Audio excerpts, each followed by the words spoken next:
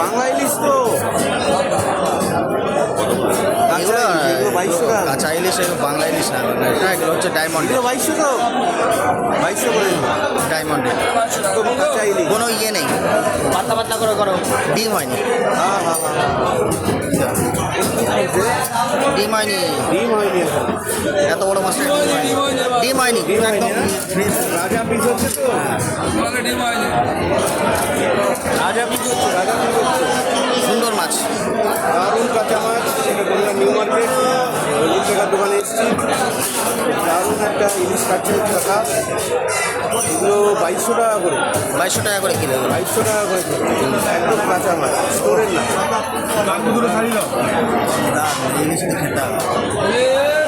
আর দেখুন এই যে সব ইলিশ মাছ রাখা রয়েছে, দেখুন বিশাল বিশাল সাইজের সব ইলিশ মাছ।